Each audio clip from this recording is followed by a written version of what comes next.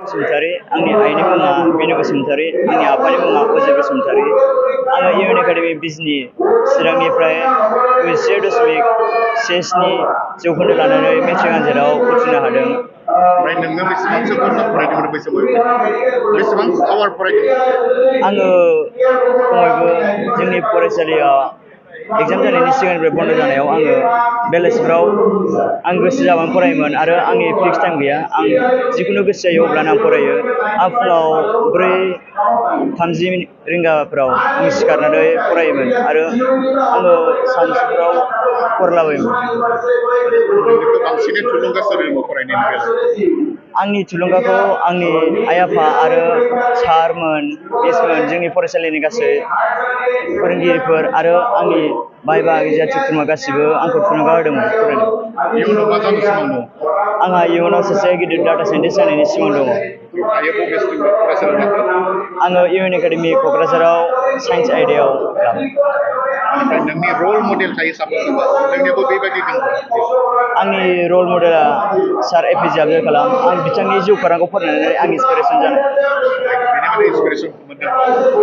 बेनिफ्राय नोंनि माखासे लोगोफोराबो दिनै खालामो बिथांमोननिसिम मा बुंगोन? बिथांमोनाबो गोसोनानै फरायोमोन। जोङो लोगोफोरजों ज' फरायखायोमोन आरो जों गावजों गाव मदद होलायो। जों बुजियिखौबो सोंलायनानै गावजों गाव माने जाय बुस्थुखौ जों सारमोननिफ्राय सोलोंनानै बारा बुजियाखै बेफोरखौ जों लोगोजों लोगो गावजों गाव बुजायलायबा बांसिन हायो। बेफोरनि थाखाय जोङो फरायसालि गखांनानैबो जोङो जायखौ बुजियाखै जों लोगोजों सोंलायनानै बे प्रब्लेमफोरखौ सल्भ खालामनानै लायो। नोङो मबाइलखौ बाहायोना? आं मबाइल बाहायो। माबायदि बाहायो? आङो माने मटिभेशनेल नायो, इन्सपिरेसन बे जाय थुलुंगा होयो बिथांमोननिखौ नायो आं।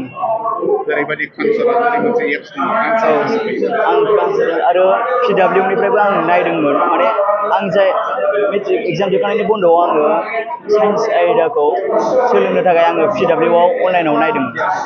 नोंनि बादिब्ला मबाइल बाहायनाया गाहाम गाज्रि? मबाइला माने जाय मोजां बाहायनो रोंदों बिसोरनि थाखाय मोजां आरो जाय गाज्रियै बाहायदों बेफोरनि थाखाय गाज्रि।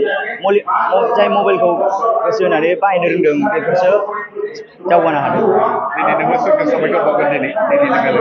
आंनि बेलायाव आङो जोंनि गासै फोरोंगिरि आरो आंनि आइ आफामोनखौ साबायखर बावनो सानदों। मानोना बिथांमोननि नाजानायावसो आङो बिसिम सफैनो हादों।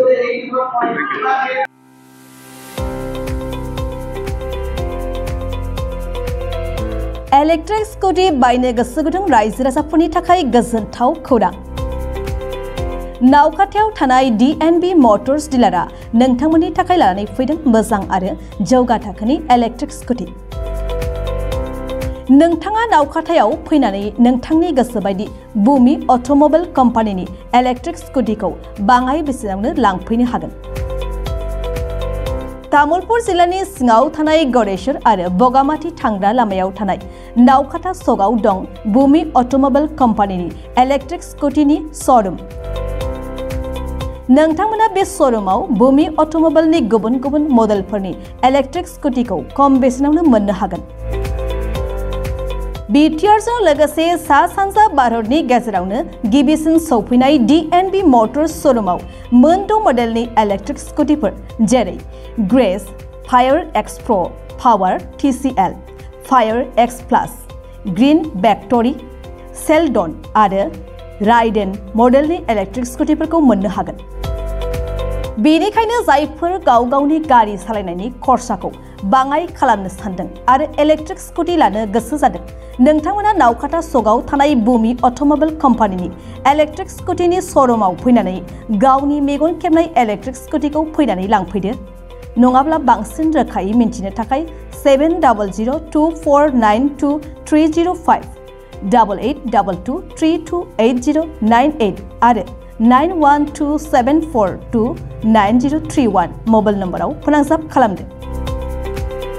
बेनि अनगायैबो सा सानजा भारतनि जायखिजाया थावनियाव नोंथांमोना गोदानै बमी ड्राइव इलेक्ट्रिक कम्पानिनि श'रुम बेखेवनो गोसो दंब्ला DNB मटर्स श'रुमनि बिगोमा बिथांजों स्क्रिनाव होनाय मबाइल नम्बरनि गेजेरजों थोंजोङै फोनांजाब खालामनो हागोन। मबाइल नम्बर 7002492305, 8822328098 आरो 9127429031।